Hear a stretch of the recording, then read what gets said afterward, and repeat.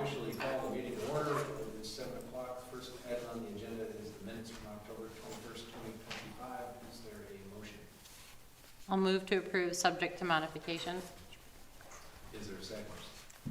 Second. Ted, do you want to put your microphone on, and Ellie? Good point. Thank you.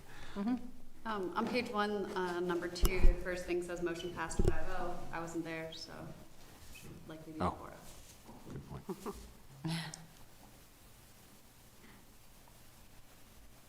Page 2.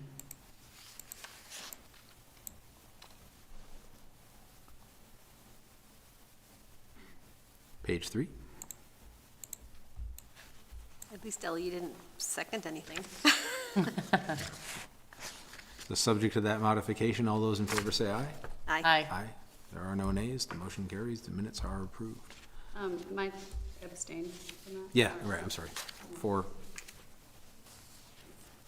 Yeah, 3, nothing. Is Mike online? Yeah, Mike, I just connected you as panelist. You can share your audio and video. Do you want to test it? If you can hear me?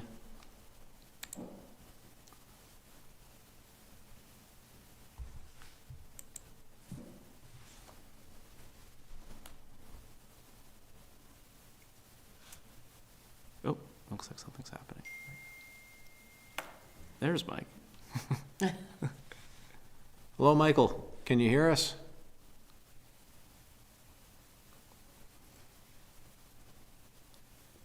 Are you muted? Oh, I think you're muted, Mike, on your end. Mike, can you test your microphone, see if we can hear you, or can you nod if you can hear us?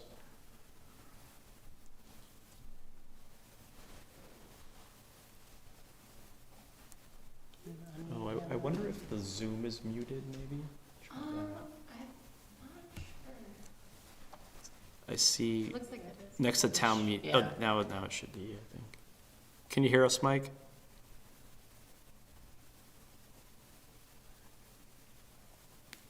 I think he's still muted, though. Yeah. It's me. Oh, you're muted, Mike, on your end. He says now he can hear us. Did he text you? Yeah. Ah. It's this technology's Ted that What magic are you referring to? Greta told me how to use it. Oh, there we go. Maybe that's better. There, Yeah. there we go. There we go. Hello, Mike. All right. Thank you for your patience. No problem. You better get good at this. Yes, this is good practice. Mike, did you have any modifications to the minutes? No, I'm fine with them. Okay, so And you voted Thank you. yes. Yes. I'll assume that's a vote. So we're going to make that a 4-0 and 1 abstention vote. So next is public comment. This is a moment where anybody here, there doesn't seem to be anybody other than town officials in the room, but anybody online for that matter who wishes to make a public comment, please do. You're invited to. If it's something that is on the agenda for later, you might want to wait, but you don't have to. If you could keep your comments to approximately 2 minutes, that would be great. Seeing nobody in the room, I'll ask Eric, is there anybody online who wishes to make a public comment? There's one person, but I think they're just listening. It might be staff. We'll just check. Hang on.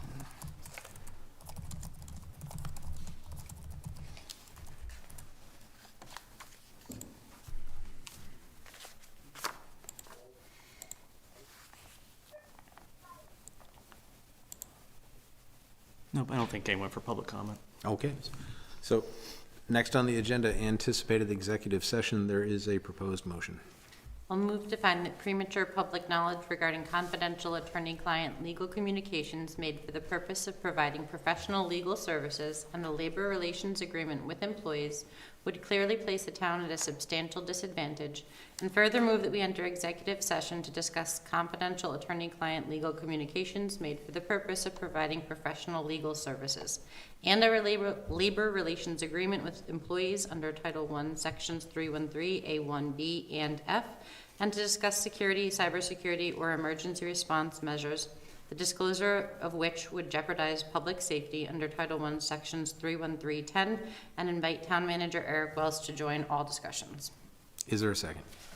What she said. Very well. All those in favor say aye. Aye. Aye. There are no nays. The motion carries. We're in executive session. We will probably take about 30 minutes approximately, and then we will be back on the record. But we're now in executive session. So we are back. It is 7:32. We are out of executive session. No motions or official decisions were made. And moving on to the next item on the agenda is the fire department peak staffing. Chief, good evening. And I can kick this off briefly, Ted. Yeah, please do. So as of today, the town's entered in an MOU with our fire union, the AFF Local 4611, for a peak staffing model. This will utilize 2 existing staff members, and move the incumbent staff into the new swing shift roles in a schedule that's been determined using data to find a high-frequency call period during the week that Chief will share publicly this evening. The department's currently in a round of hiring from a prior vacancy. We're going to work to fill these positions at the same time, so we'd have 3 hires, and we'd move 2 people on our incumbent staff to this new swing shift schedule to round it out. The plan is to evaluate this model moving forward, get some more data with it. We're going to be negotiating a new fire union contract at the turn of the year. We've identified ambulance revenue to pay to fund these positions. We'll also talk about a battalion chief of training that will be part of this, and this will be transitioning the 40-hour captain position in the fire department that's been unfilled for over a year into this battalion chief of training role. But I'll turn it over to the chief. And you want me to bring up your presentation? Yeah. Sure. I got it queued up here. Stand by. It looks like your mic's not on. Yes, the base of it. Just touch the base of it. Yeah, do it. Yeah, you did. Be a rebel. There we go. You're going to be in trouble. All right. So once again, thank you for having me here. My name is Aaron Collette. I serve as your fire chief, and it's my privilege to present to you tonight a conversation about this peak staffing proposal. I start off intentionally with this photograph on the front of the screen here, in that of the 8 faces that you see there, then this was taken at the end of around 2022. Only 2 of these members actually continue to serve the Williston Fire Department. So we have a bit of an issue with recruiting and maintaining high quality staff to enable our department to meet the operational demands of the community. So when you see that turnover, that means that we're always hiring and always training people, and unfortunately it's a burden for us in some ways. So this proposal really takes a look not at necessarily directly at our inability to recruit and maintain, but what's happening on the next slide, Manager Wells, please, is that we were seeing that since I arrived here in Williston, our call numbers continue to go up. And what's even more concerning is that our frequency of overlapping calls has increased. So the data on the left side of the slide shows January 1 of 2024 until October 31st. Early in 2022, we were averaging about 20 to 24% overlap, and you see this trend increasing with this year and a half or year and 10 months of data with 26%. And then what we did is look back the past 6 months, and you see that that number of overlapping incidents has actually increased to 30% of the time. So that means that 30% of the time, when our units are committed on an emergency call, a second and concurrent emergency call occurs within the town. Next slide, please. As a reminder, we staff a single engine and a single ambulance right now. And if a second medical call comes in Monday through Friday, the deputy chief or myself will try to staff the second ambulance. But if we're committed and otherwise unavailable, that the opportunity for that to happen decreases.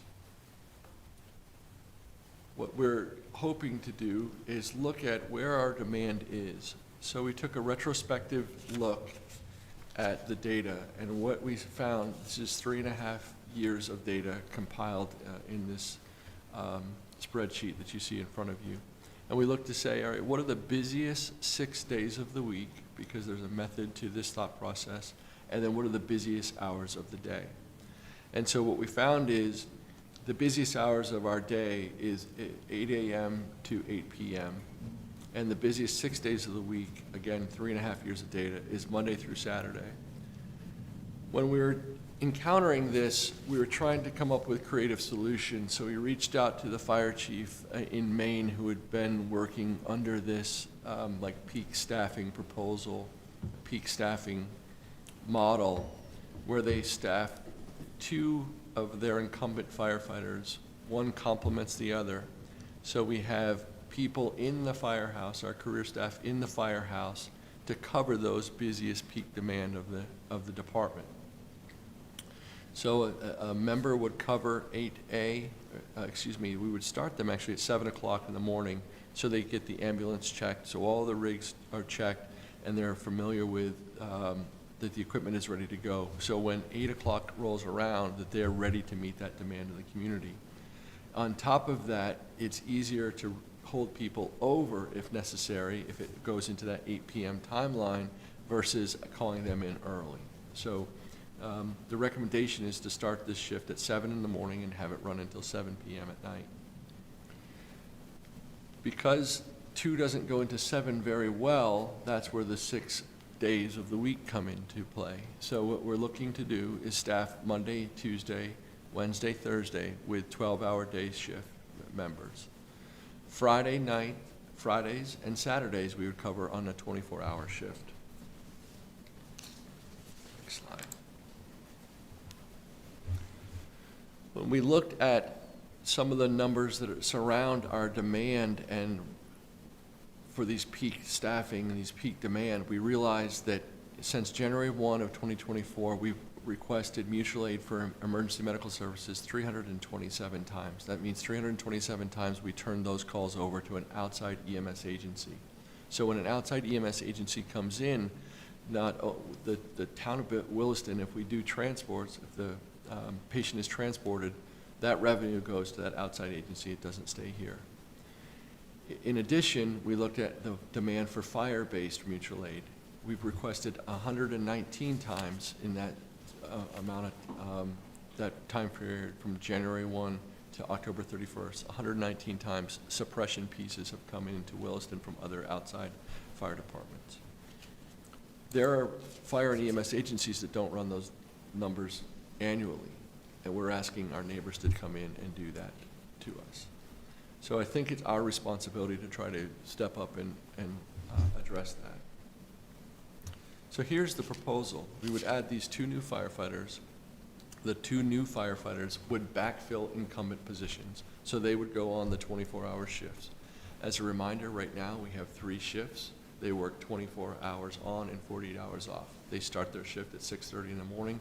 They work for the 24 hours, and they go home at 6:30 the next morning, where they're relieved by the other 56-hour shift hour work week members. The incumbent, by placing incumbent firefighters into this peak staffing shift, what that would allow us to do is not have to retrain these people. They already know the workings of the department. They already are familiar with how we operate, and then the minimum qualifications for those members to go into these positions would be an advanced EMT, paramedic, and senior firefighter qualifications would be preferred. They'd also have the capability of driving the ladder truck. All of these specialized skill sets really make this a much more user-friendly approach for us, that we actually have qualified, well-qualified staff to address those peak demands. These members would transition to a 48-hour work week from their 56-hour work week, as I said before. They would have 2 12-hour day shifts per week, and then 1 24-hour day shift during that week. They would work a 28-day FLSA cycle. That's the Fair Labor Standards Act cycle. So that's when the fire department, we either work a 21 or a 28-day cycle on the average for the members that are working. So they'd have 2 12-hour days on, 2 12-hour days off, a 24, and then 4 off. And the way that pattern works is that they complement one another, reversing schedules every 2 weeks. Next slide.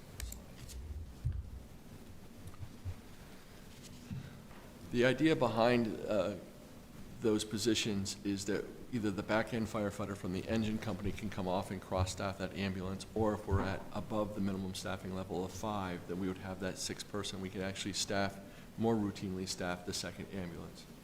In fact, today, that second ambulance has been out at least twice already today. And that truck was staffed with myself and another member.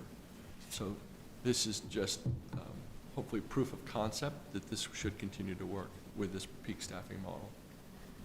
The other gap that we've identified is with the captain's vacancy in the department, we are not meeting our training obligations for the organization. Now, one, that can, the benefits of putting a battalion chief of training into the organization is standardization and consistency. Right now, we do training on all 3 shifts, but I don't have a single lead instructor to sit in front of the classroom to ensure there's consistency across there. So we're trying to bring back a unified training program with consistent performance expectations. Right now, it's peer-to-peer. It's very hard to hold people accountable when it's peer-to-peer. We want to improve our operational readiness without a leader sitting at the top in that chief of training position. We have the tendency to not challenge ourselves to be better. In this role, we're going to actually challenge our staff to meet more rigorous fire, EMS, and technical rescue capabilities. In addition, leadership and development and succession planning are all keys here. We need to help develop our officers within the organization. Currently, while we try to mentor them, it would be great to actually have somebody that gives them a solid plan, a solid leader at the top, and they have a pathway forward on how to be successful in their career. In addition, at the very heart of all of this is we have to comply with the state EMS licensure. All of our EMTs are licensed with the state, and every year our firefighters have to meet annual recertification skill sets. When we were evaluated recently by the Insurance Services Organization, ISO, VeriRisk, when we had that training was one of our biggest gaps where we fell short, and we could earn points on our ability to better document that, have a more structured training program through the evolution of a battalion chief of training and safety. At the right side of the slide, you see the probationary front. Currently, with the absence of a formal position, we have no one to run a recruit academy. Those recruit academies last session were divided up across the 3 shifts, where we had a firefighter come out of the shift and try to teach every day, Monday through Friday, for the 8 weeks. That proved to not be as effective as when we have a dedicated person that can manage that schedule and manage the curriculum to make sure that our recruits are getting the training that they need to be safe and serve the public. The other hope that I have with this battalion chief of training and safety is that it shows a commitment of professionalism within the organization. When we set the bar high, our employees deliver high. And when they see that we're committed as an organization to this, that we hope that this is what will help attract people to us, will attract people to say, yes, we're committed. I want to challenge myself. I want to be a better firefighter. I want to be a better EMS provider. And through that leadership sitting at the top, or through the battalion chief of training and safety, I feel that will help show would-be applicants that we're a destination fire department and a place that they could establish a long, healthy career. So I don't have to come back in 2 years and show you another photo that only has 2 faces left on it.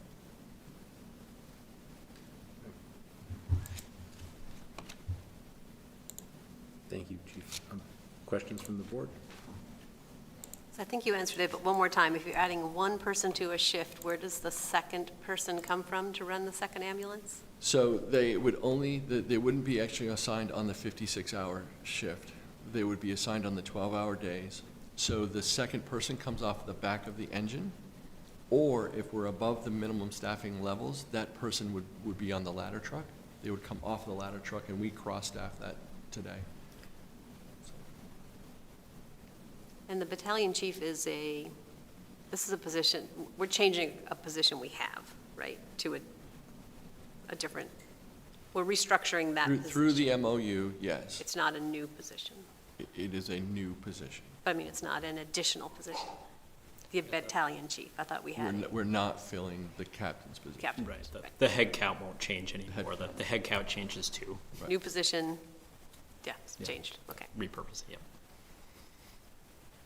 I mean, I'm really excited about this. I think when you kind of briefed us on it before, it's a very creative way when you have a town that doubles in size in the daytime, but traditionally firefighters are 24 hours, and so if you need more people in daytime, you have more people sleeping at nighttime, or not sleeping, but somewhere in the nighttime. So I thought this was very creative and very, you got buy-in from your guys. That shows a lot of great leadership, and I'm pretty excited about this as a solution. And it's funded.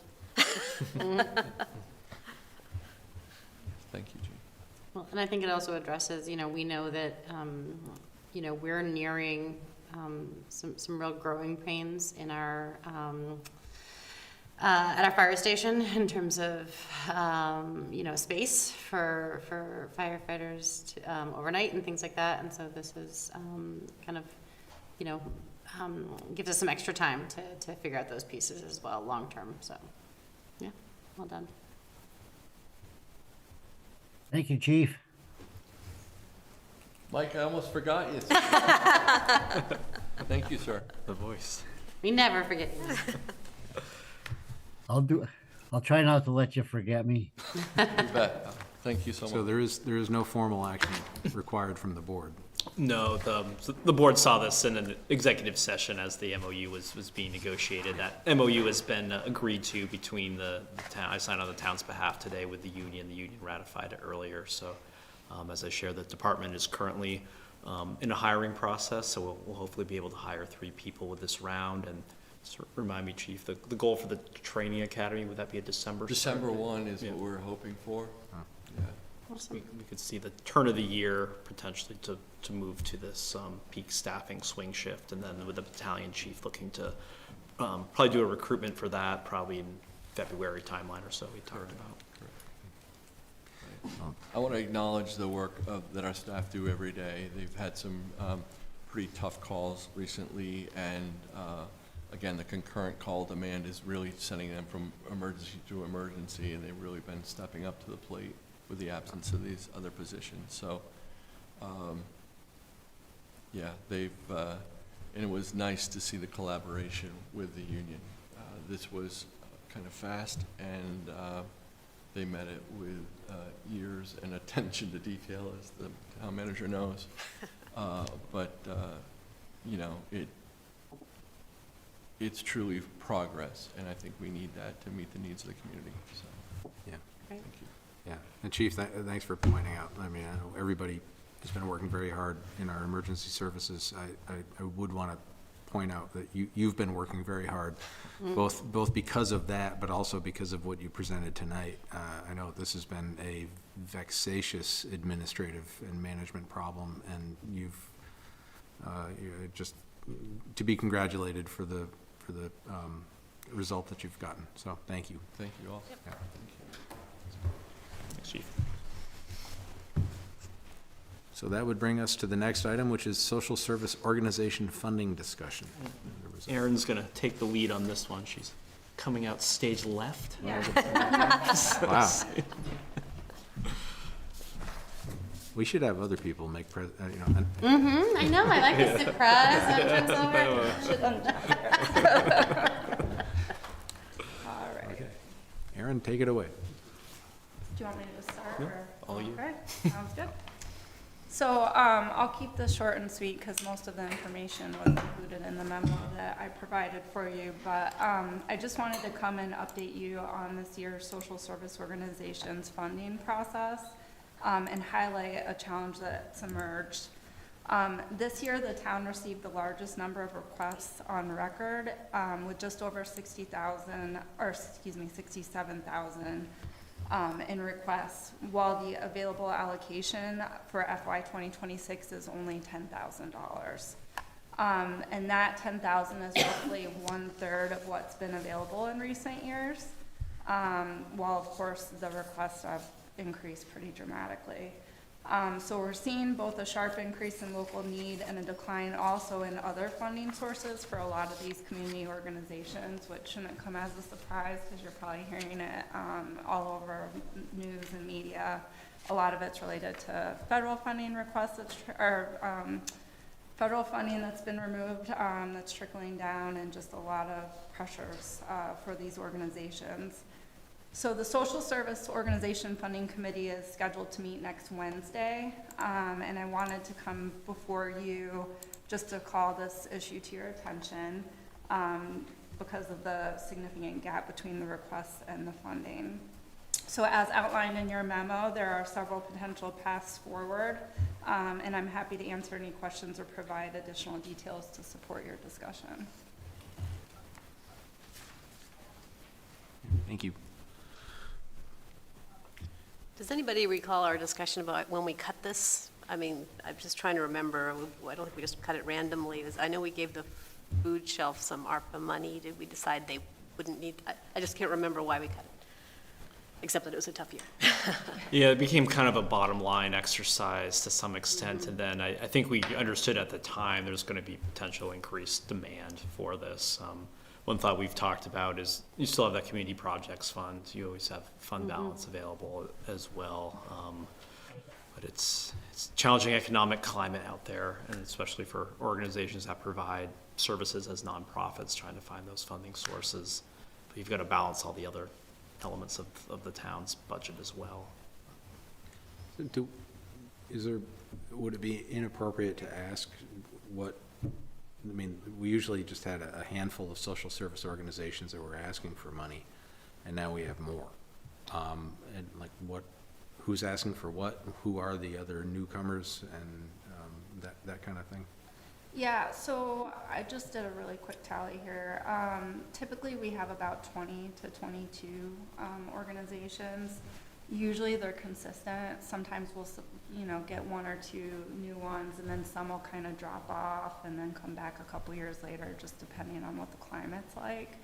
But yeah, we had 5 new organizations this year, and I had never even received requests from them. So they're just desperately searching for funding available that they hadn't previously had to search for. I will say a consistent trend that I noticed in requests, a lot of times we ask, is this request different than last year? And a lot of our frequent applicants said it's not, but we're asking that the allocation be increased. So they're not, because everybody asks for more money than what they typically get allocated. So they're trying to balance the ask because they know that there's more pressures on municipalities, but they're unable to find the funding. So a lot of the new ones that came in were related, like Kids Rehab Gym, I've never had apply, Prevent Child Abuse Vermont, Technology for Tomorrow, and there were 2 other ones that aren't popping up for me really quickly. But I think 3 out of the 5 were actually children's organizations. And your social services committee that's appointed takes the allocation of funds the board appropriates and then makes a decision of how to allocate it amongst the requests about this time every year. And most applicants get some allocation? Typically, yeah. I don't know that there's ever been a situation where an applicant didn't get anything. There's been some where the allocation was pretty much a lot less than what they have requested. And the first couple years I supported this group, really they kind of just looked at what the allocation had been the previous year. Requests were pretty similar, allocations were pretty similar, and they just shuffle a couple $100 between them. Last year it became really challenging. We could see it getting really tight and becoming difficult decisions. And then this year it's unprecedented. I mean, they're going to have, even if you do find funding that you can allocate to increase what they have, it's still going to be very difficult for them to identify how to allocate it. Well, my preference is never to make money decisions outside of budget, so I'm probably going to advocate for something like maybe we go ahead and get it back up to last year's amount, because I think maybe we had that discussion, it's like, well, if we can, we'll put it back, but I'm not comfortable going above. I mean, it's so easy to just say we have that community projects fund, but we have a lot of things, we have our, our whole homeless, situation, we got a lot of stuff going on, and while my heart goes out to all of these folks that are struggling, it's, the folks who are struggling and the organizations that are trying to provide them, it's heartbreaking, but I just don't, I don't know what I'm giving up to make that decision right now. But I would be willing to go back up to whatever last year's number was. What did we allocate last year? 32,000. One option you have too is you could have the committee wait to meet till January, and you could look at the community projects fund balance in context of the FY27 budget formation and make a decision if you wanted to, reappropriate the net $22,000 or a different number then, or you can make that decision if you wanted to do that now, and then they could have their meeting next week. I mean, I hate to hold any money back. That's really. I mean, I would, we are seeing plenty of organizations in our community right now who are looking at the real possibility of having to shutter their doors as of December 1st, or as of, the end of this month, because federal funding has been cut off entirely. And so I am going to advocate, that our neighbors are in need right now. And I agree with Jean. I think that at the minimum we should do, to the level funding to last year. But I would actually, argue that even to increase it to, say 45 or something, would not by any means meet this need, but these are unprecedented times, and I do not want, this pool of money. I've said it before, the intention of this money was to make our communities better and stronger coming out of COVID, this is an extenuating circumstances we're in right now, and so if there was ever any better use for this money, I don't know what it would be. So, I do. we have a committee. We have a whole list of things. We have a whole list of things. But if some of these organizations cannot keep their doors open potentially, or if they, are making decisions to cut services to people in the interim, that's. Well, I don't want that to happen. Well, I kind of agree, but I don't know that's the fact, right? Yeah, I don't know. I don't know that. I don't know that. But if we can, support that and not have to make some of these organizations make some considerations or decisions, then. What if this is really compromised, but I mean, I'd be willing to do both, and let's do the 32 now and put it on the agenda for January to see if we want to do more. And maybe in the I think meantime, that's reasonable. we could do Yep. I don't really want people coming in and begging us for money. No, But, I hear ya. but maybe Yeah. the Social Services Committee could perhaps put together a proposal that says, we looked into all this and Yeah. we had another 10,000, we could make a huge difference to X. I think that'd be, yeah. But we I Yeah, I appreciate that. in the budget context. I have to agree also with Greta, if we can afford what we want in town, we have to pay the cost. And part of the paying the cost is to our residents. And if it's Williston residents that are suffering, then we need to, be equal with raising what we're doing to the town. And we should not be closing any doors to anybody. This is the cost of, increasing the town taxes and property taxes and budgets, and this has to go along equally with that, some type of percentage.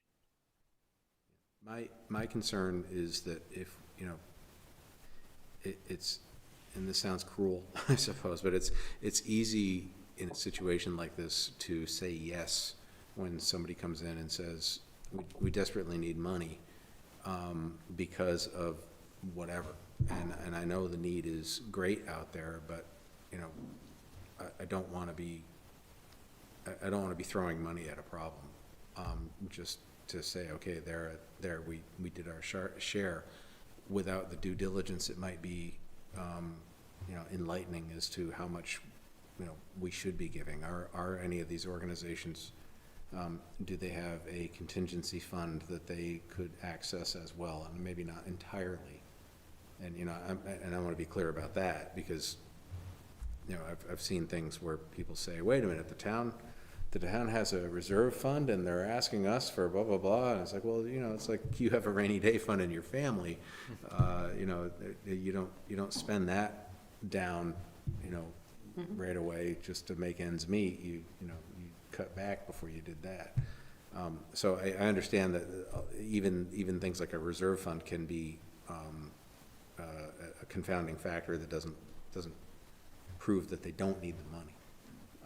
But I'd be inclined to wait for the committee to come back to us and say, this is what we found. We're wondering if you could give a bigger amount of money in the, even before next budget season, to cover the shortfall that we see is here. So, I think a reasonable way to do it would be to maybe go back up to what we had done before, and then wait and see what the residual need is after that. Or maybe even encourage the social services funding committee to come back to us with, some proposals that maybe. Yeah, but this, I was on the board when the Great Recession was hitting, and it's awful. This is really bad stuff, and it's not fun to make these decisions. And I think that we're going to be in that position regardless of what we do, unless we just, pay every penny that we have in reserve. That'd be good for 1 year and not good for the rest of the town's needs.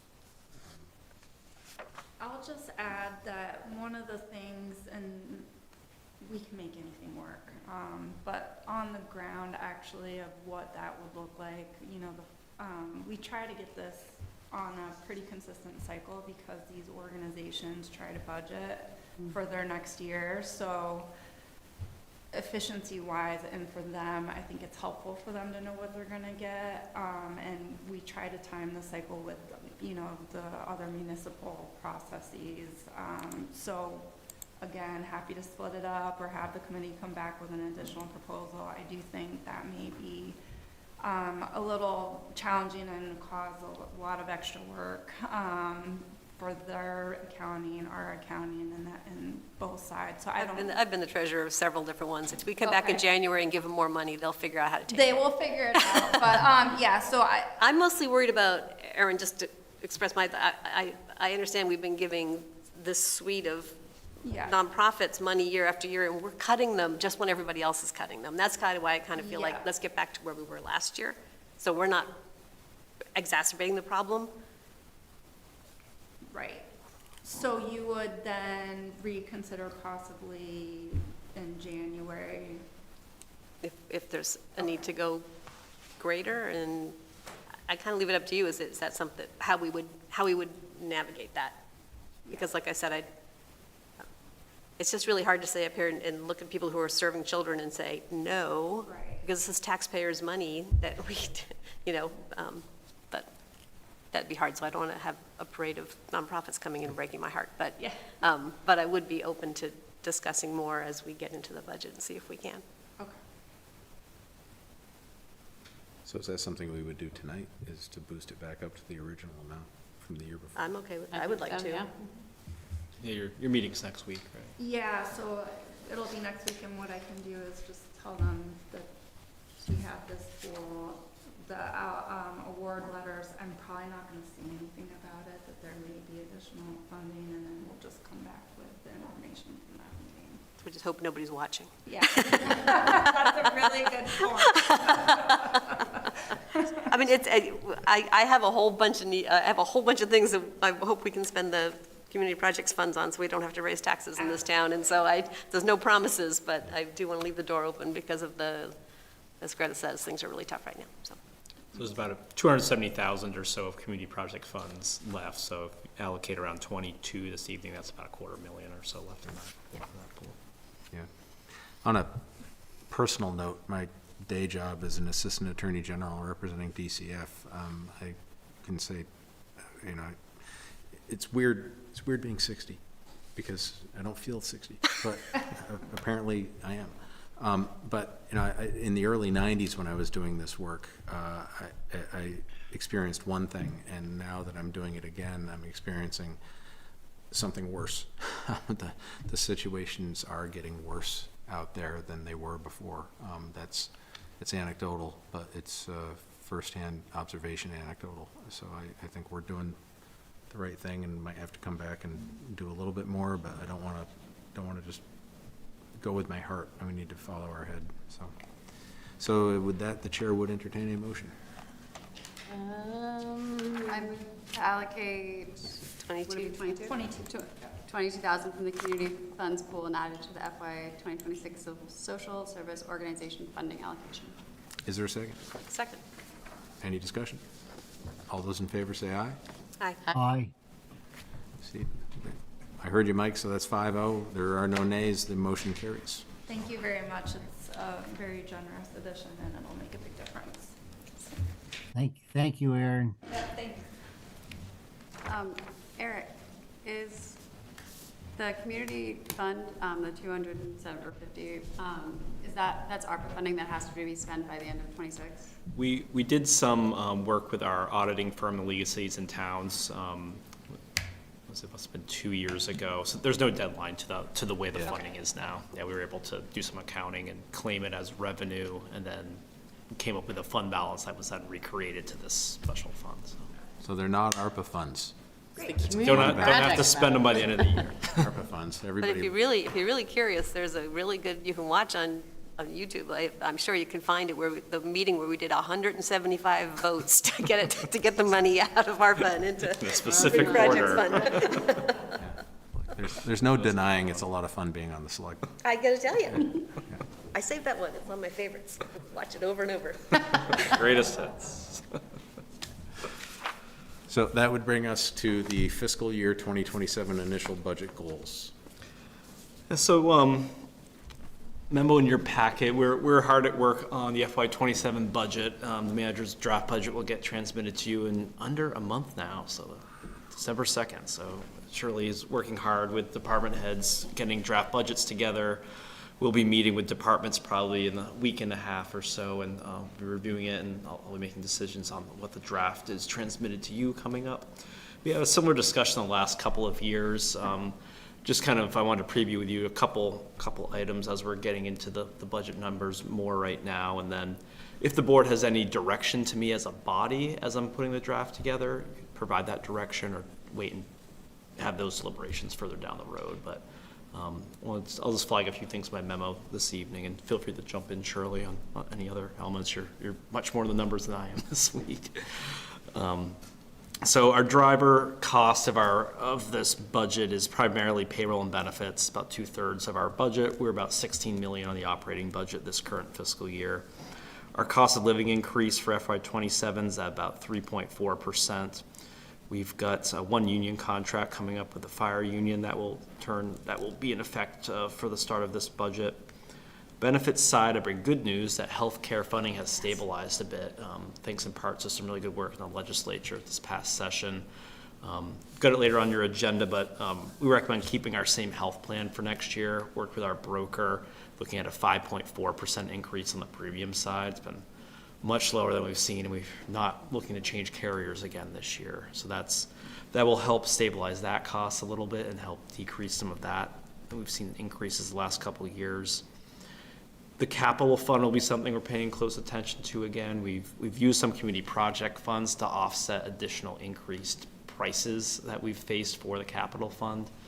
So I'll be taking a closer look at that the next couple of weeks with Shirley and the department heads, making sure we have enough in those sinking funds when we need to replace equipment.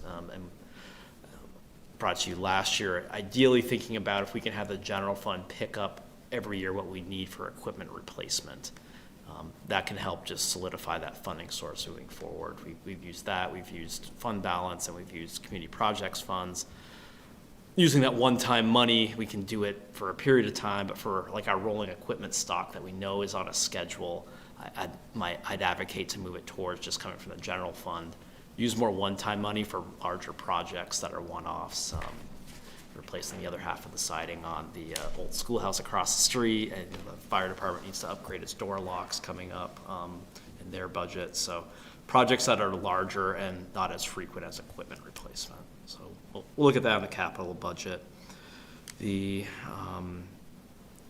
anticipating as I look at budgets, just seeing what effect tariffs may be having on materials out there. We'll get a better sense of that as we look at the numbers in their totality.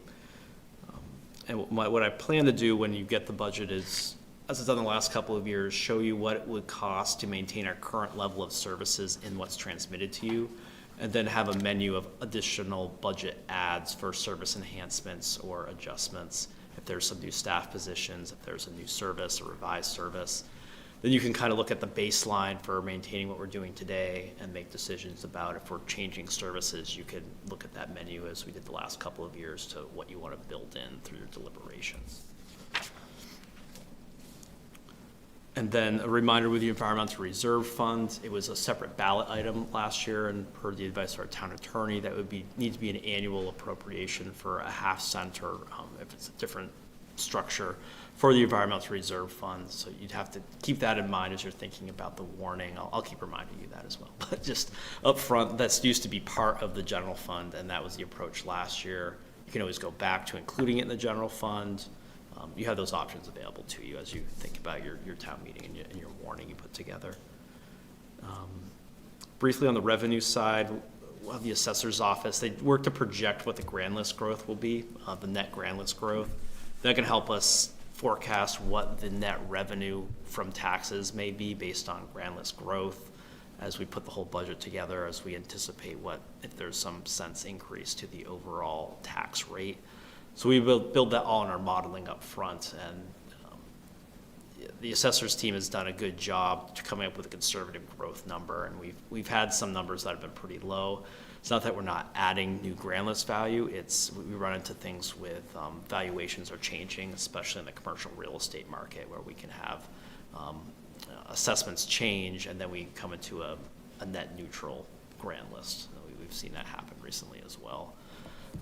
At your next meeting, we'll have our assistant assessor here. We'll be looking at reappraisal and talking about potential timelines for that. There's some things the board should be considering moving forward for that with some of the state timing. That's a preview for the next meeting, thinking about when you may want that reappraisal to happen. So that's coming up. Our local option tax revenue, we just got our report for the first quarter. This is the last one where it will be the 70-30 split before it goes to 75-25. I think we're just over $1 million, $1,050,000 or so, I think, Shirley. We'll hand that out in the packet for next meeting. A little bit lower than we thought it may be. We budgeted just over $4 million for the whole year, but we're going to watch that closely with those trends in sales and rooms and meals tax moving forward. Makes up over 25% of the operating revenue historically. I don't think we're in a spot where it's really going down, but we should just keep an eye on it, as we always do, and be conservative with the growth model. Would you remind me how much the 70 to 75%, what the estimate was on how much that would raise? Shirley was looking at today, a couple $100,000 or so is what we're modeling. So the FY27 budget, but increasing it a couple $100,000. So that's kind of where we're with that today. Yep. So that piece is coming up. Then just overall with process, be working to get the budget transmitted with the team here for December 2nd. You'll get a high-level overview at that meeting. Then we have the designated Saturday review session, Saturday, December 6th. We've done the last couple of years with a department-level review of the budget. We'll take a break till early January, have a public hearing, the first meeting of the new year, and then a special meeting for board deliberations, and then I think the warning needs to be finalized. It's 30 to 40 days before town meeting. So you have, usually the third meeting in January is the goal to finalize the warning and the budget, but you have another additional week if you needed it as well. that is what is coming up. Those are some items that make up a lot of the budget to be thinking about, and certainly it's any direction from the board to me right now. We'll work to build it in. Thanks. Questions, comments? Be interesting with the lower evaluation changes in the commercial property. Maybe the 25-75 split will make up that difference. Maybe part of it. Yeah, that's a good point, Mike. I'd have to just see where the numbers are coming together, but it will certainly help. It won't hurt, I'll say. So we shouldn't be spending any extra money until we know we get what we got, right? Yeah, we'll have a better model on that once we get the first quarter of returns for that local option tax. But it's cyclical throughout the year too. Like that quarter will be the holiday shopping quarter as well. It tends to be our best quarter. And then I think the quarter from January to March is one of our low quarters for that revenue. So we tend to see the most, I think, kind of this back to school, fall, summer, fall, early winter. Then we have some quarters that are usually lower, middle of winter. So this is very unlike me because money is fungible, but, you know, money is money. But I really had this thought of, when we first started talking about this extra 5% of, rather than just throwing it into the general fund, setting it aside for something, you know. But that something is also getting voted on town meeting day, right? The one that's coming right up, right? So I love the idea of saying that we're going to use that 5% to pay for the library bond, half of it or whatever. I forget how much it was going to be, but money is money. It all comes from the same pot, you know. It's just that I always think about was it Colchester who set aside their 1% and got a community center, right? Yeah. So it's I don't have a solution. It's just something I've been thinking about that would be a nice way to perhaps save for something that further down the road. Yeah, there'll certainly be plenty of needs within the capital fund, whether it's equipment or buildings or land, or even just putting it into a capital fund balance or reserve or something of that nature to work through that later on as well. Mm-hmm. Yeah, I've expressed this before, so it's not a surprise to anybody, but I like, the debt that's rolling off right now is all public safety related, and I would love the idea of funneling that money into another, public safety. We have a list of public safety things that have to happen, but that leaves the library totally out there funding itself. So that's why I kind of like the idea of using this, some of this extra 5% to help that narrative. But we'll have to see how the numbers come out, I guess. The Environmental Reserve Fund, I know we get super busy and we may not have time for it, but I would like them to come, the Conservation Committee, right? They usually do, yeah. What's on their agenda? If I'm going to put my name on asking the town to vote for this again, I'd kind of like to know what the plan is and what they've done this year, and are they making progress on things? But that's kind of secondary to all the other work we have to do in the budget, but that would be nice. Yeah.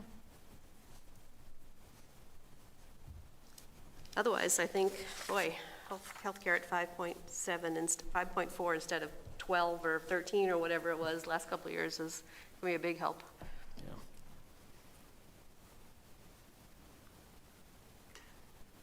Yeah. Based on what we're seeing in the healthcare market for individuals right now, this feels like a win for our town employees.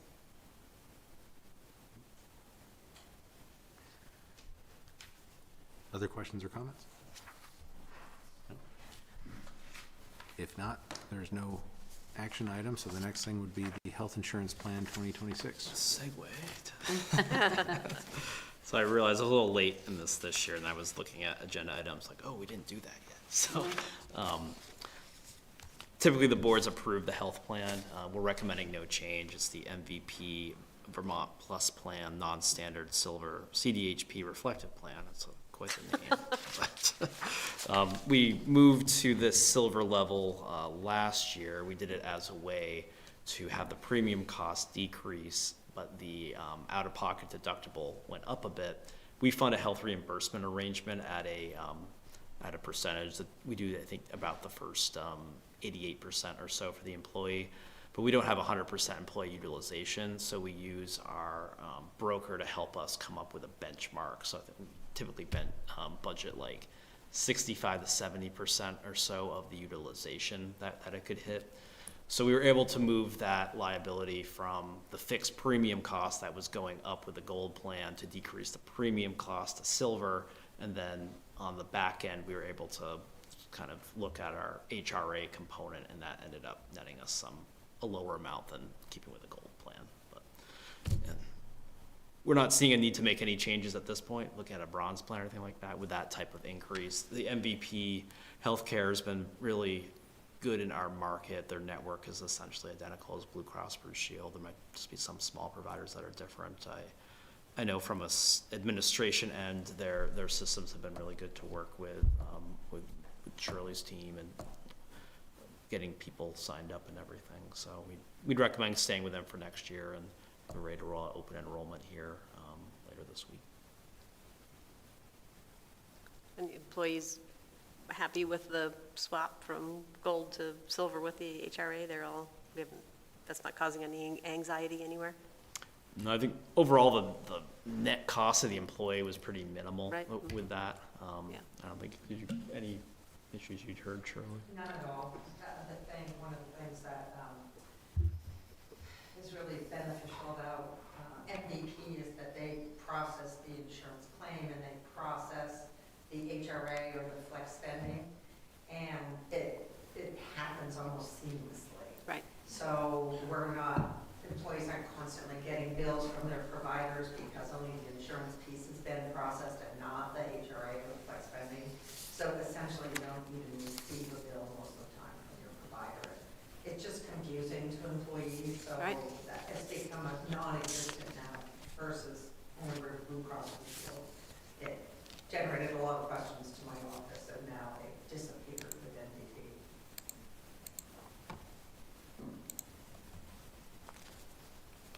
Other questions? If not, there is a proposed motion. Come on, Ellie, you can do it. I move to offer the MVP VT Plus Plan non-standard silver CDHP reflective plan to town staff for health insurance coverage in calendar year 2026. Is there a second? Second. Second. That's an impressive number of words. Yes. All those in favor say aye. Aye. Aye. There are no nays, the motion carries. So, Let's get you in training, Ellie, because if Greta's ever out, I need somebody who can read all those words coherently. so that brings us to manager's report. Yeah, just Industrial Avenue pedestrian bridge is reopened. So big thanks to our team that worked on that, our local contractor, ECI, our public works team. It's great to have that back in place. And remember, there's a sewer bridge underneath it that's holding us a pretty significant sewer pipe underneath that as well. So good work to have that wrapped up. We didn't really hear a lot of issue with it, with having that road closed along with the intersection. So They probably just blamed it on the intersection. yeah, it looks like they're buttoning up there for the season pretty closely over at the intersection right now. I mentioned the dedicated budget review session. Just so we plan for that 9 a.m. start, I think that's what we've done the last couple of years. Does that time sound right for everyone, or anything different? How long does that typically go? I think we went till 2 or 2:30. Say 3 even, I'm gonna be honest. I think it was scheduled till 3. We might have buzzed through the last few of them, but yeah. It was a big maybe day. a little earlier, yeah. Half hour for lunch too. I think we did something. We ordered some lunch if anyone wanted lunch. Yeah, I had a Fancy sandwiches. Gourmet. Strawberries and chocolate. Fine.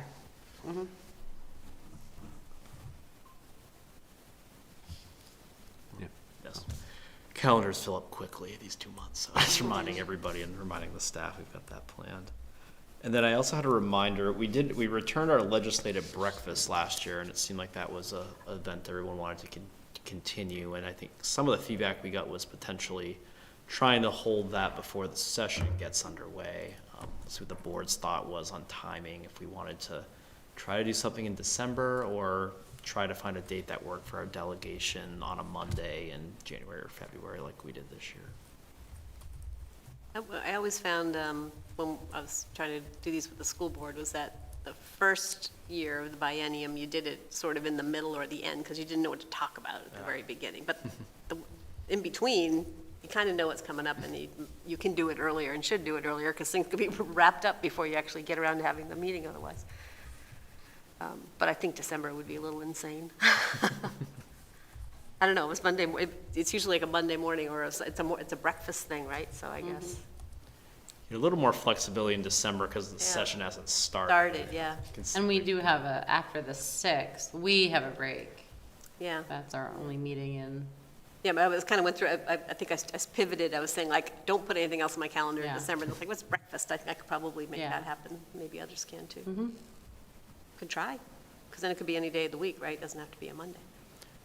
I could potentially pull our delegation and see what their availability looks like. I'm starting to get invited to some of these, like RPCs and the Chamber of Commerce. They all typically kind of line up in December to do theirs, so we can see if there's a day that works. Okay.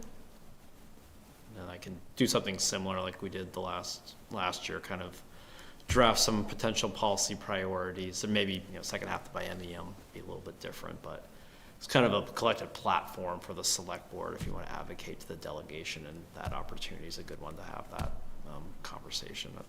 The other thing is in December, maybe before all the oxygen gets sucked out of the room with education funding, right? In December, they'll still be looking at their maps and stuff, so it may give us an opportunity to concentrate on more municipal focused things. Yeah. All right, I'll see what the delegation availability is, and I can come back maybe next meeting with some options if there is something that arises for December. That's all I have for manager's review. Great.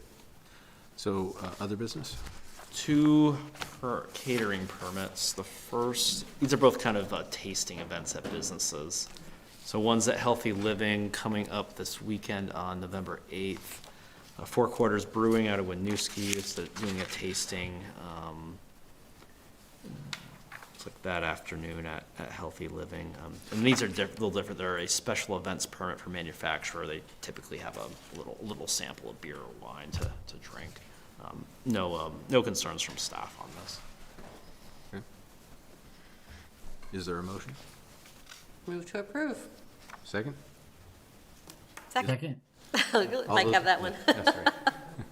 Goes to Greg. give me one. The time lag, he's Yeah. probably beating me. Oh, well, sorry. I call him as I hear him. Okay, so no further discussion. All those in favor say aye. Aye. Aye. There are no nays. Carries. Second one is similar, set up December 19th at Hannaford's with the 802 liquor store located at Hannaford's in Taft Corners. This is a distillery, Dangerous Boys Distillery from Underhill. They're looking to have a tasting of the Tears of the Woods vodka in the store that day as well. Tears of the Wood. I know, I'm intrigued. It looks Wait, there's a like liquor it's store at Hannaford's? early evening. So no concerns from staff on that one too. Feel the setting's appropriate for that. Move to approve. Is there a second? Second, Mike gets it. Any discussion? Hearing none. All those in favor say aye. Aye. Aye. aye. Motion carries. Anything else? No, that's it. All right. That brings us to final thoughts on items from this meeting. Are there any final thoughts on items from this meeting? And going back to my book, I didn't like shuffling papers around. Yeah. I mean, I had a feeling. I felt like I was all over. I had a feeling you were gonna really miss that picture. I do want to compliment Erin on the social services organization. That was a good memo. It really covered everything and gave me things to think about ahead of time, which I really appreciate. So. Anything else? Hearing none, then there is an anticipated executive session again, and that there is a proposed motion. Move to find that premature public knowledge regarding a contract the town is a party to would clearly place the town at a substantial disadvantage, and further move that we enter executive session to discuss a contract under Title I, Sections 313A1A. Is there a second? Second? Any discussion on the motion? All those in favor say aye. Aye. Aye. It passes unanimously. We are going to go into executive session, and we will not be coming back into public session after that. So with that, I will declare us adjourned into executive session. Mike, I've got your cell phone number, and I'll give you a call in a couple minutes. Okey-doke. Okay, thank you, everybody. Thanks.